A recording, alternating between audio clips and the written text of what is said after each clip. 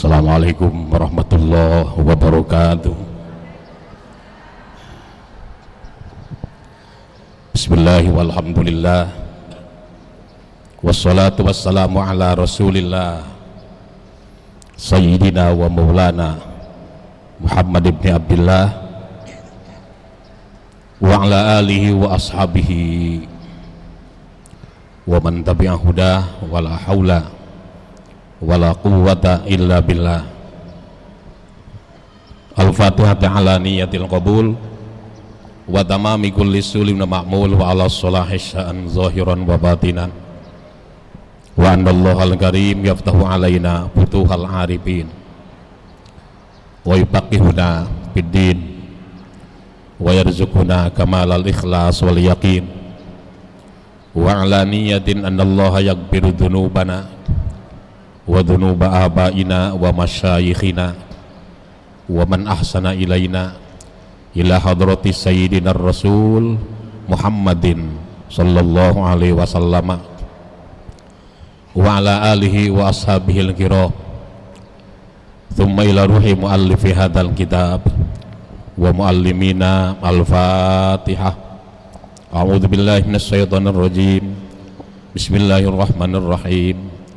Alhamdulillahi rabbil alamin arrahmanir rahim maliki yaumiddin iyyaka na'budu wa iyyaka nasta'in ihdinas siratal mustaqim siratal ladzina an'amta 'alaihim ghairil maghdubi 'alaihim waladdallin amin.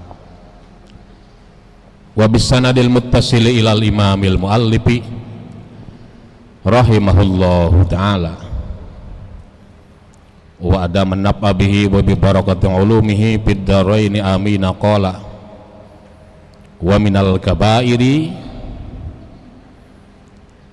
halaman yang kemarin lagi ya, ini nerusin penjelasan yang lalu ntar ya, 150 paling bawah.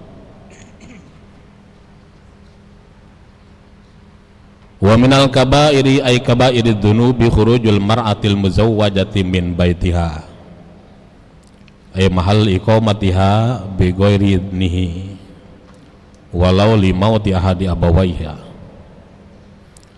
li ajli janazatihi. Kita lagi ngejelasin soal sebagian dosa besar bagi seorang perempuan yang berstatus sebagai istri. Jadi perempuan itu sebutannya ada 3, perempuan, istri, ibu. Tiga-tiganya perempuan ya. Perempuan, istri, ibu.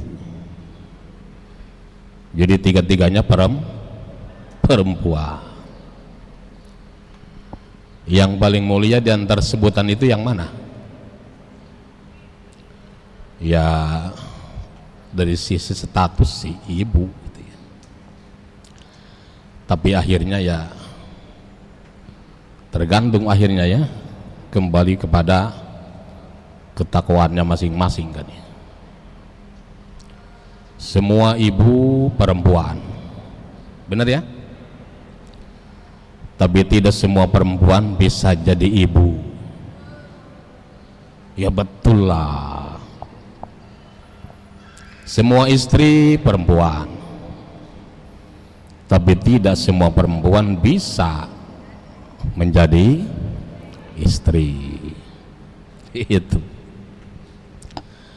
baik sebagai perempuan maupun sebagai istri atau sebagai ibu, tiga-tiganya memiliki kewajiban masing-masing.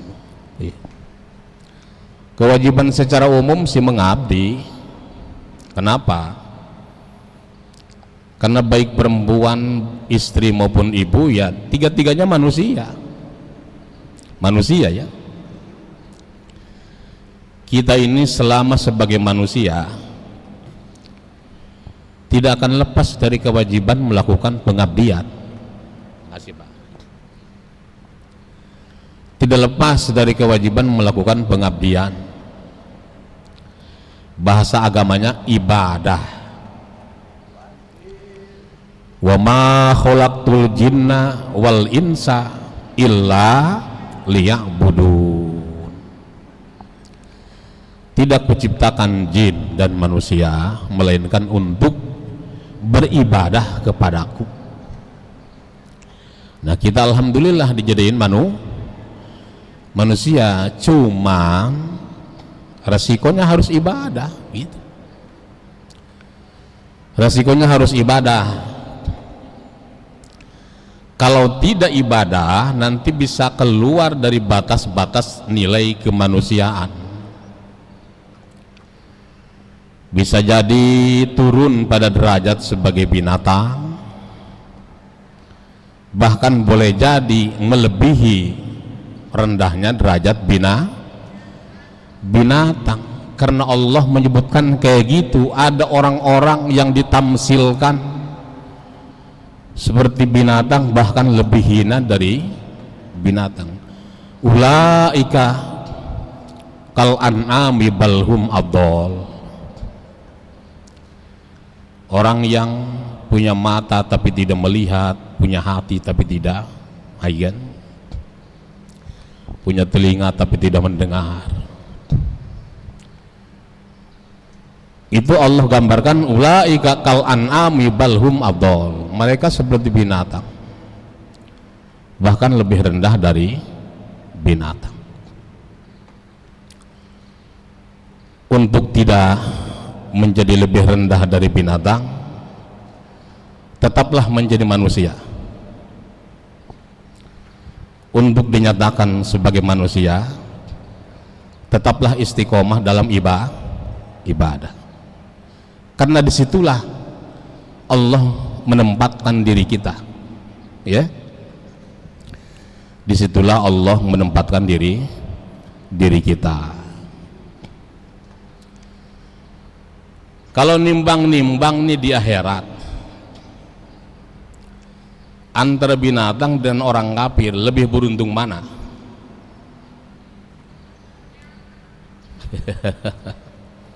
Binatang dengan orang kafir di akhirat, mana lebih beruntung?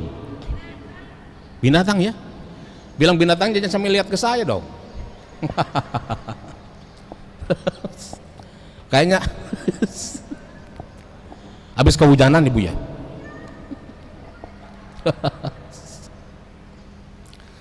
Lebih beruntung binatang loh. Karena binatang walaupun tidak masuk surga juga tidak masuk neraka. Bahkan ada binatang yang masuk surga. Ada ya? Ada binatang yang masuk surga. Kalau orang kafir masuk surga, ada nggak penjelasannya? Nggak ada. Nggak ada. Orang kafir masuk surga nggak ada. Binatang masuk surga ada. Coba sebutkan satu. Apa? Nah, bilang anjing juga tetap menunduk aja ya. Jangan bilang yang lihat ke saya.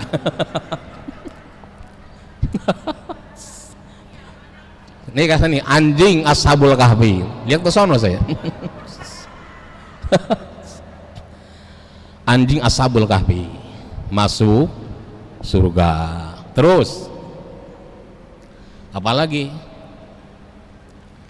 Unta Nabi Soleh, unta yang dimana Allah memperlihatkan mukjizatnya, ada seekor unta keluar dari batu. Zaman Nabi Soleh ya, zaman Nabi Soleh dimatiin tuh unta sama umat Nabi Soleh, masuk surga dia, bukan lantaran dimatiinnya ya. Apalagi Namlatus Sulaiman, semut Nabi Sulaiman. Oh, Nabi Sulaiman gini ceritanya nih. Nabi Sulaiman mau keluar istana bersama para pasukannya. Iring-iringan raja beserta bala tentaranya segitu banyak ya. Itu semut, pimpinan semut berinisiatif. untuk menyelamatkan anak buahnya nih supaya tidak terinjak oleh Nabi Sulaiman dan bala tentaranya. Dia nyuruh anak buahnya masuk ke lubang masing-masing. Ya ayyuhan nablah udhulu masakinakum. Ada di Quran, ada. Wahai kalian semut, masuklah kalian ke rumah-rumah kalian supaya enggak keinjak sama Sulaiman dan bala tentaranya. Kan dia mah kagak ngeliat, lu mah kecil gitu kira-kira. Itu Nabi Sulaiman dengar semut kasih pengumuman ke anak buahnya, senyum, fatabassama dhahika, senyum dan akhirnya ketawa, lucu gitu, lucu. Nabi Sulaiman kan bisa bahasa binatang, ya kan? Enak loh Bu, kita kalau bisa bahasa binatang. Kita ancam tikus tiap malam, ancam tikus biar dia ngerti gitu ya. Apalagi nih burung hudhud Nabi Sulaiman yang memberikan informasi tentang ada kerajaan yang dipimpin oleh seorang perempuan. Mereka menyembah matahari, raja atau ratunya namanya Bilqis. Nah itu burung itu masuk surga. Ada lagi nggak nih? Buruk Nabi Muhammad Sallallahu Alaihi Wasallam masuk surga. Kibas Nabi Ibrahim, ya, kibas yang dijadikan sebagai pengganti Nabi Ismail masuk surga. Binatang biar kata gimana pun juga ada yang masuk surga, tapi orang kafir kagak ada masuk surga. Bahkan orang kafir di neraka nanti, di akhirat nanti ingin seperti binatang, ingin seperti binatang. Kok gimana? Cerita lagi di pengadilan akhirat, itu binatang-binatang yang dulu pernah nyakitin temennya, pernah nyeruduk, dipanggil loh, dipanggil berdua-dua, yang nyeruduk sama yang diseruduk, dalam rangka Allah menegakkan keadilan, memberikan kesempatan bagi binatang yang dulu diseruduk buat nyeruduk lagi, dibalaslah kira-kira. Setelah itu gimana? Jadi tanah gitu. Jadi tanah. Itu menjadi tanah, itu menjadi keinginan orang kafir terakhir. Wa qalal kafiru ya laitani kuntu turaba. Kata orang kafir, pengen amat jadi tanah kayak binatang-binatang itu. Nah, gitu ya. Nah, jadi kita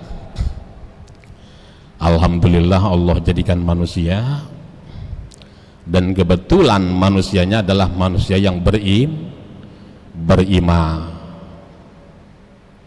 Selama beriman dan selama menjadi umat Nabi Muhammad SAW, dan selama matinya bawa iman, pasti masuk surga, pasti masuk surga. Cuman entar antrian keberapa kita nggak tahu. Karena ketika Allah meminta kepada Rasulullah SAW untuk meminta sesuatu, sal ya Muhammad tu'to, Muhammad cuma minta apa, saya kasih. Rasulullah jawabnya, saya tidak minta apapun kecuali satu hal.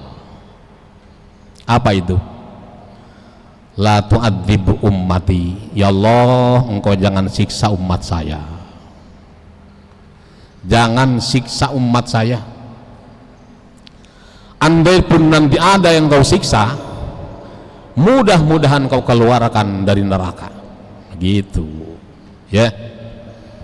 Maka kita harus cinta kepada Rasulullah Sallallahu Alaihi Wasallam.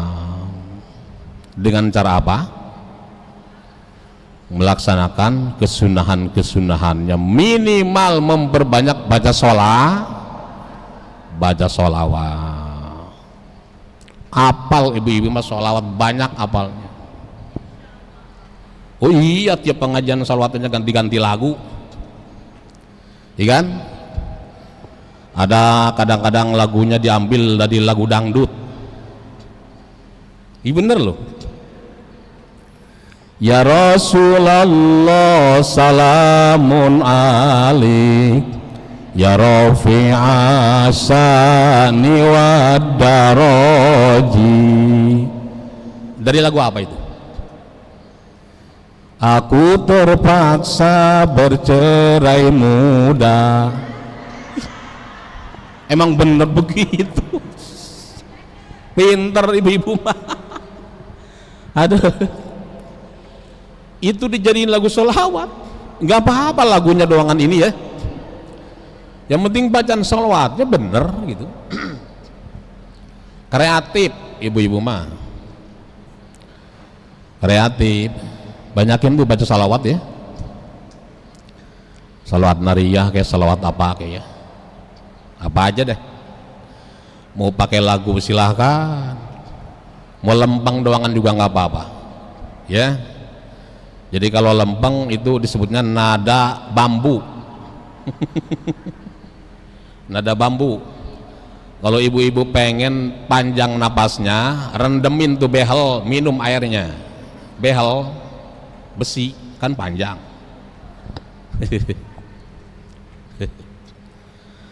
Baiklah, kita kalau nggak salah dulu baru menyebutkan 5 macam dosa besar ya.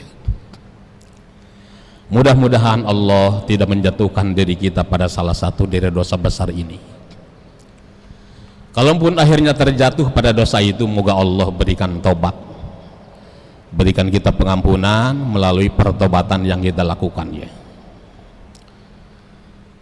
Dulu yang udah disebutin, pertama syirik ya, musyrik, bersandar kepada selain Allah. Kalau nyender ke tembok musyrik enggak? Duduk nyender ke tembok musyrik enggak? Tembok kan selain Allah. Musyrik pertama. Kedua, putus asa dari rahmat Allah ya. Ketiga, merasa aman dari siksa Allah, makar Allah. Keempat, menyakiti orang tua. Kelima, membunuh. Dosa besar itu. Nah, lanjutannya ini al-qadhfu. Al-qadhab, apa itu? Menuduh, berbuat kelacuran terhadap perempuan-perempuan baik. Nah gitu, menuduh berbuat lacur pada orang-orang baik itu dosa besar. Hati-hati soal tuduhan-tuduhan hoak dan lain-lain, harus kita jaga. Selama kita tidak melihat langsung dengan mata kepala kita, kalaupun itu melihat, tidak harus menjadi konsumsi masyarakat, tidak harus disebar luaskan. Karena perempuan-perempuan baik itu adalah orang-orang yang Allah jaga sehingga menjadi baik. Kita menjadi baik sesungguhnya lantaran Allah menjaga kita untuk tetap baik loh. Andai kata Allah liarkan kita tanpa kendali, tanpa himayah, penjagaan dan pemeliharaan Allah Ta'ala, oh kita ini udah luar biasa, bercanda luar biasa. Hidup ini, dunia ini adalah panggung bercanda, panggung sandiwara, panggung ketawa ketiwi ya, panggung hura-hura. Serba hal bisa ditemukan di buka bumi ini. Ada orang yang semarak dalam melakukan ibadah, banyak. Ada juga orang yang semarak dalam hal sebaliknya, Coba itu kemarin kita baru ngerayain apa namanya, proklamasi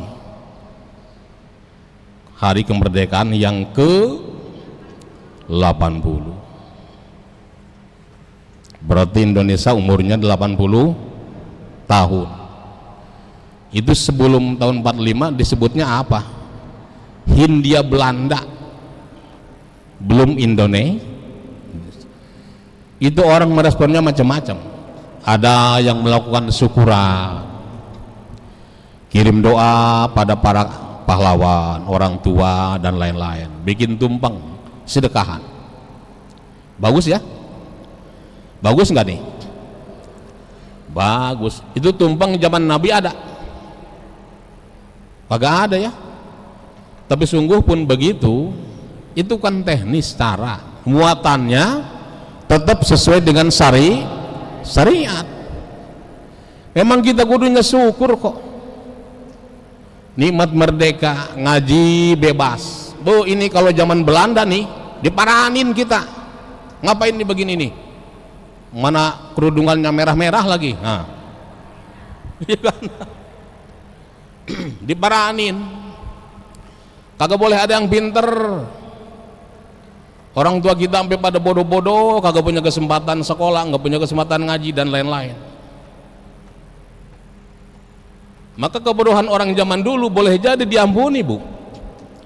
Orang dulu nih ibadah salah dari lantaran bodoh, bodohnya karena nggak punya kesempatan waktu, itu mereka diampuni. Tapi kalau ada orang zaman sekarang ibadah salah karena bodoh, bodohnya dosa. Sholat belum bisa. Kenapa, Po? Ya belum bisa aja, Pak Ustadz. Emang nggak suka ngaji, Po? Nggak sempat. Ini setiap kesalahan dalam ibadah hukumnya dosa. Kenapa? Kesempatan banyak kok. Tiap tempat, tiap masjid, tiap musola ada pengajian. Masa harus dalam ukuran melaksanakan sholat aja belum bisa, ya kan? Nah, kalau zaman dulu diampunin, ma'fu anhu namanya. Jahilnya jahil ma'dur. Ya, jahilnya jahil ma'dur. Kebodohan yang dimaklumi. Tapi kalau kebodohan zaman sekarang, ghair ma'dur, tidak dimaklumi. Nah, dosa. Jangan betah bawa-bawa kebodohan ibadah. Ya. Pada betah amat bawa kebodohan ibadah. Nah itu, hati-hati. Itu.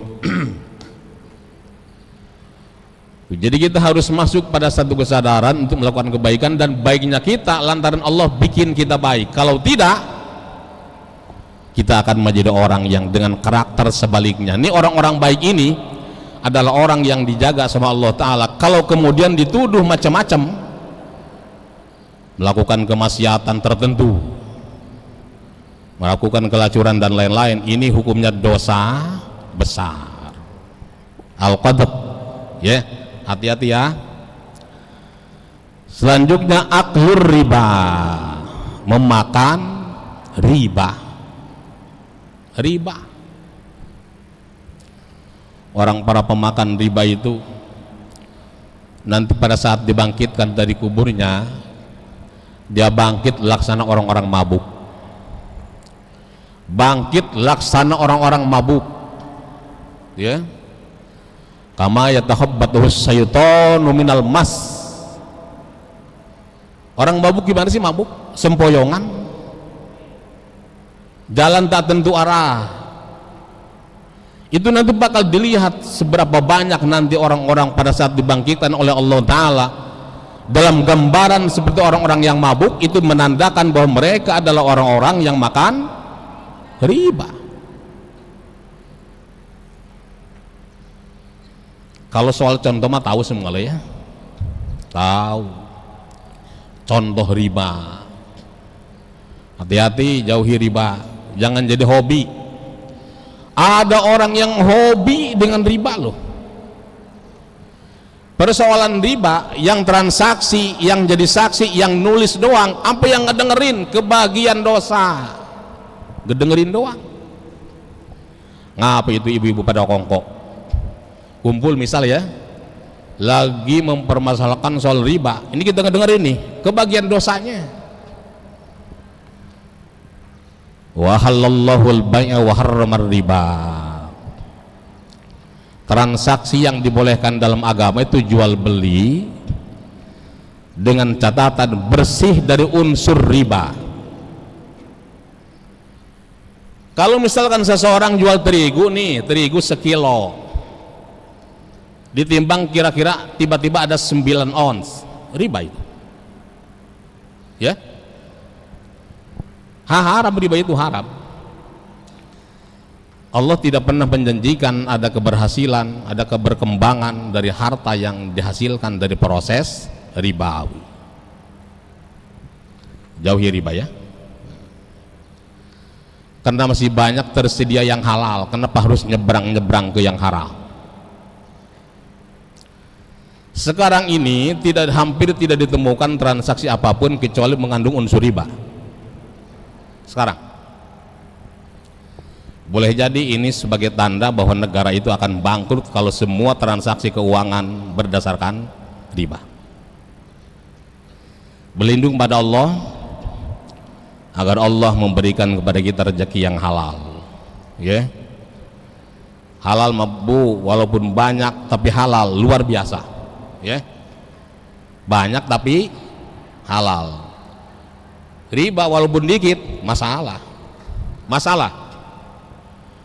Bahkan harta yang halal kita kalau dicampurin dengan sedikit yang riba, itu yang sedikit itu bisa menggerogoti yang halal gitu loh.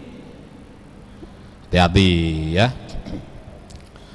Selanjutnya al-firar minaz zahfi, termasuk dosa besar adalah berlari dari peperangan.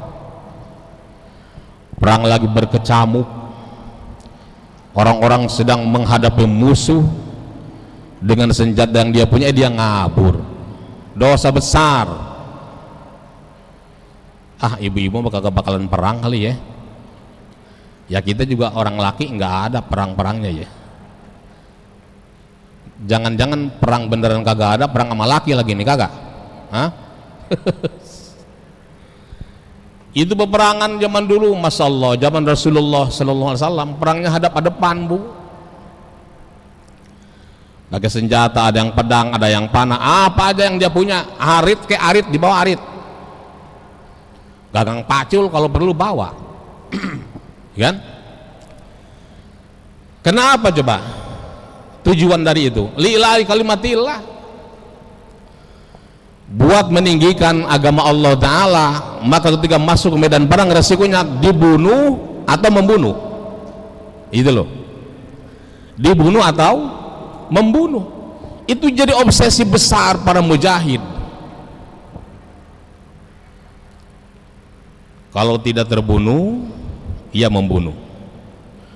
Ketika dia membunuh dijanjikan pahala besar, dan ketika terbunuh dijanjikan syahid, mati syahid.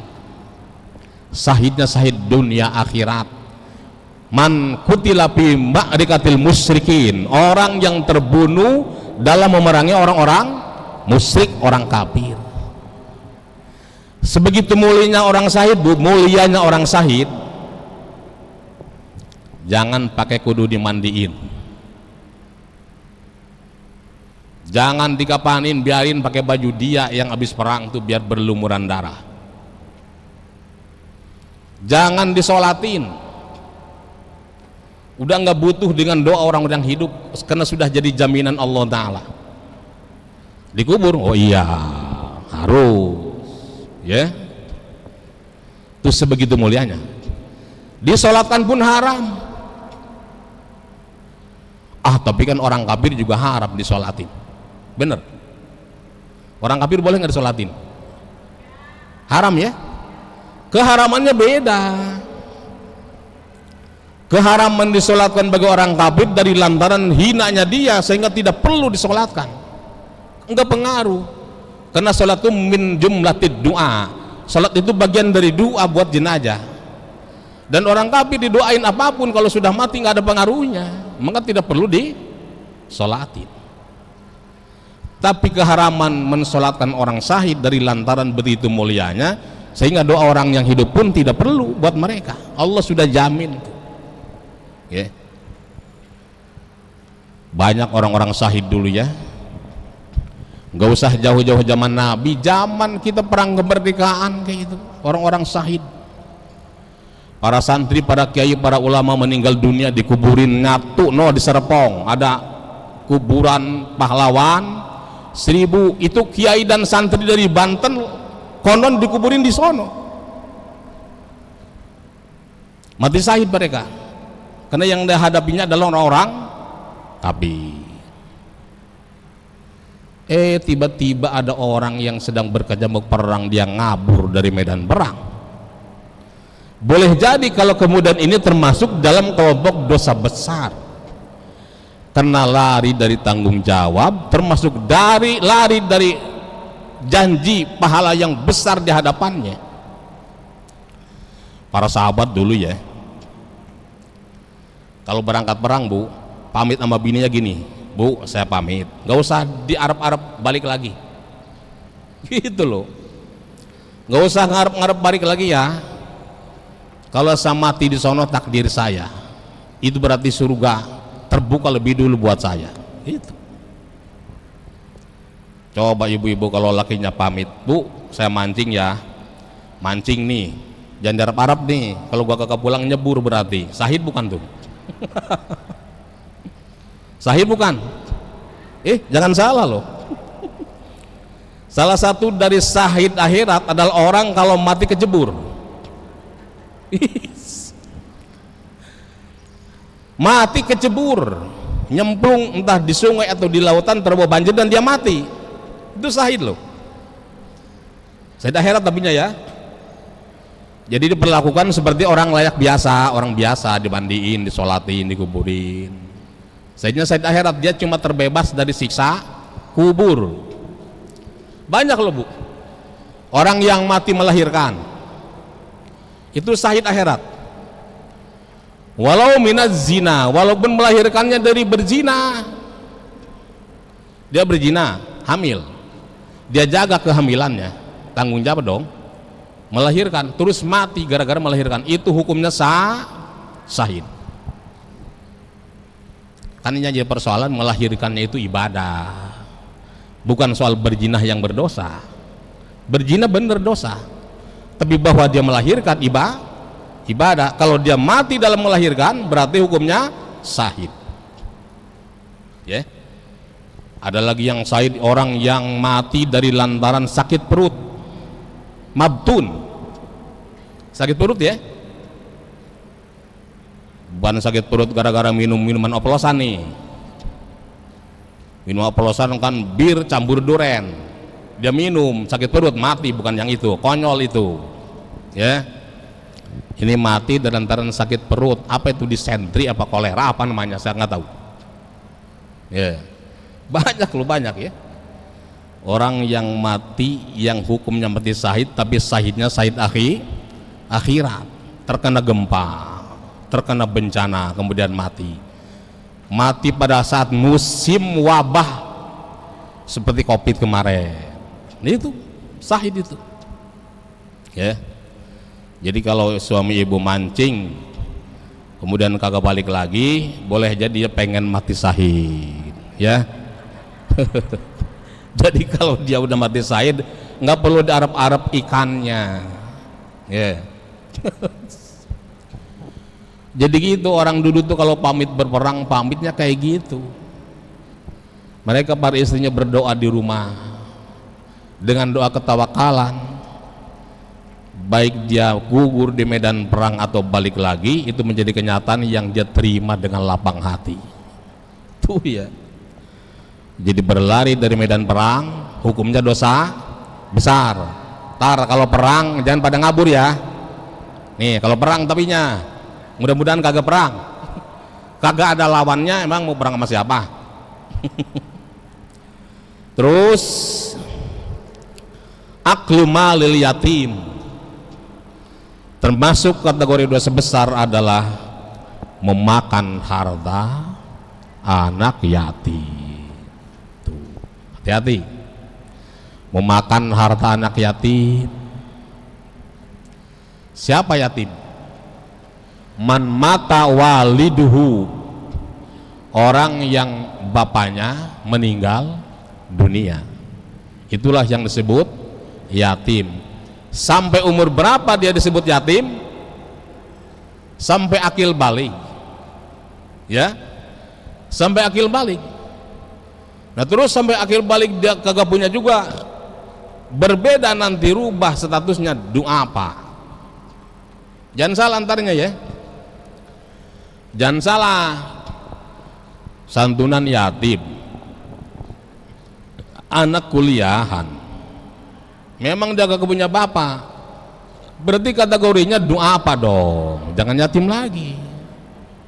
Kalau yatim itu sampai batas di mana dia masuk ke usia akil balik. Usia akil balik berapa? 15 tahun. 15 tahun ke bawah tuh yatim. Kalau ke atas, kalau dia masih belum punya, doa apa? Tetap doa apa juga harus diperhatiin. Ya. Bahaya. Harta yatim apabila tercampur dengan harta kita, boleh jadi penyakit itu. Jadi penyakit.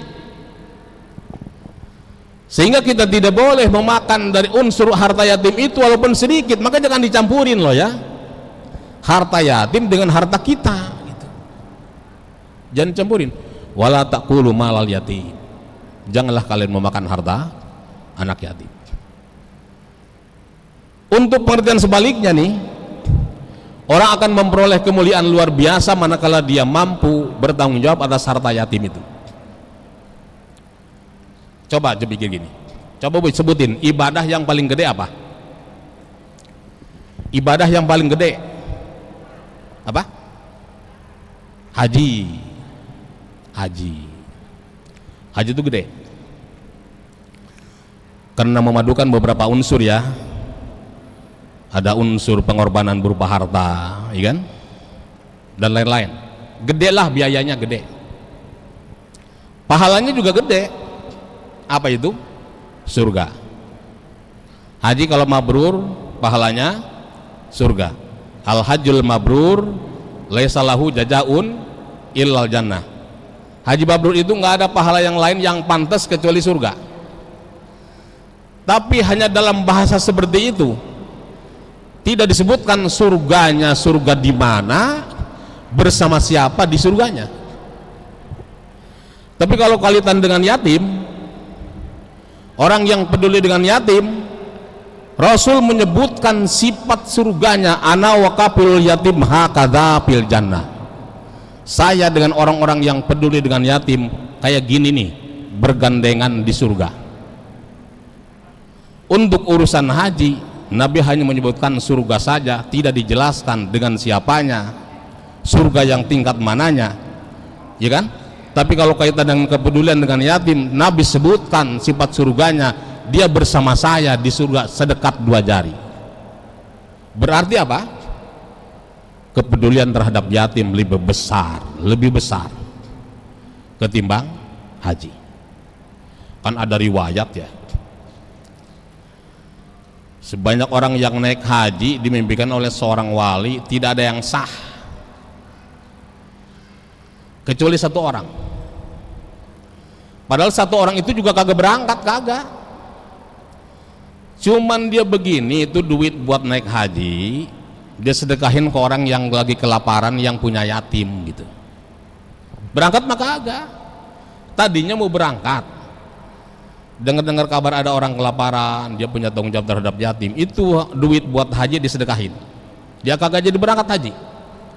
Justru dia yang dianggap sebagai orang yang hajinya sah, dan gara-gara dia yang lain ikut sah hajinya. Nah itu, jadi sebegitu hebatnya pahala dan kebaikan yang Allah akan berikan pada siapapun sepanjang dia punya kepedulian terhadap anak yatim. Hati-hati ya. Bahkan dalam hadis kata Rasulullah sallallahu alaihi wasallam, ya Ali, idza bakal yatim ihtazzal arsu. Ali, Tahu Ali? Ali bin Abi Thalib. Maksudnya Nabi bersabda di hadapan Sayyidina Ali, "Ya Ali, wahai Ali, idza bakal yatim ihtazal arsu." Kalau ada seorang anak yatim menangis di bumi, yatim nangis di bumi, pengen jajan atau apa, ihtazal arsu, aras bergoyang, guncang aras. Di mana aras? Di atas langit ketujuh. Itu ciptaan Allah, makhluk Allah terbesar. Tetangga aras apa? Illiyin, tempat di mana Allah menempatkan ruh orang-orang beriman. Tetangga Illiyin apa? Surga. Di sono juga surga. Kalau ada satu orang anak yatim menangis di bumi, ihtazal arsu, aras berguncang. Dari lantaran ada yatim menangis kepengen jajan atau gimana gitu ya. Ketika aras menangis, Allah bilang kepada malaikat Jibril, "Ya Jibril, wasi'in nar liman abkahu wa wasi'il jannah liman adhakahu." Tolong kamu perluas pintu neraka bagi orang-orang yang menangisi anak yatim. Lebarin tuh pintu neraka buat orang-orang yang bikin nangis anak yatim. Perluas juga pintu surga liman adhakahu, bagi orang-orang yang membikin tersenyum anak yatim. Ya Bu, gini Bu, di rumah beli celengan. Celengan tahu ya? Bikin celengan satu aja atau dua. Sekarang bulan Safar, Maulid, Silimulud, Jumadil Awal, Jumadil Akhir, Rajab, Ruah, Puasa, Sawal, Apit, Haji, Muharram. Berapa bulan? Isin tiap hari. Niatin aja buat nanti sampai ke bulan Muharram itu. Berapa aja dapatnya? Isin tiap subuh 5.000. 5.000. Ah, kagak ada 5.000. Ya 20.000 waktu nggak ada mah. Nggak ada juga, berapa aja? 2.000 ke, berapa ke? Udah niatin untuk tabungan ya yatim pribadi kan. Nanti saatnya di kampung ibu, di RT ibu ada acara santunan yatim, serahin tuh ke panitia. Nih dari hamba Allah. Hamba Allah aja tulisnya dalam kurung saya gitu. Hamba Allah dalam kurung Rohimah misal. Itu kan sedekah yang kagak kerasa ya. Kalau nunggu panitia nanti keliling nih ya, kita juga yang punya masih kadang-kadang 50.000, 100.000 misalnya ya, mesti gedean yang berupa celengan loh. Itu supaya kita terhitung sebagai orang-orang yang setiap hari bersedekah terhadap orang yatim itu, dengan cara yang sama sekali tidak kerasa loh. Ya kan uang belanja nggak mungkin habis sama sekali ya, pasti ada sisanya 10-20 mah, sisihin tuh 5.000 ke buat yatim tiap hari enteng kayak begitu. Gak usah nunggu waktunya. Kalau nunggu waktunya pas kita juga kemudian ada perlu kan jadinya kagak nyumbang. Kalau tiap hari enggak, jangan diganggu tuh duit, udah. Rumah jadi berkah karena di situ ada harta titipan yatim. Hidup kita pun jadi berkah karena kita telah berkontribusi tiap hari untuk mereka. Niatin buat yatim. Bagus itu. Kenceleng apa celengan apa kayak sebutnya. Nah itu diusahakan kalau mau melakukannya, lakukan sebelum subuh. Kan sedekah subuh luar biasa ya, luar biasa sedekah subuh itu. Sebelum kita masuk pada semua aktivitas yang ingin kita lakukan, kita telah mengawalinya dengan satu hal yang terhormat berupa sedekah subuh.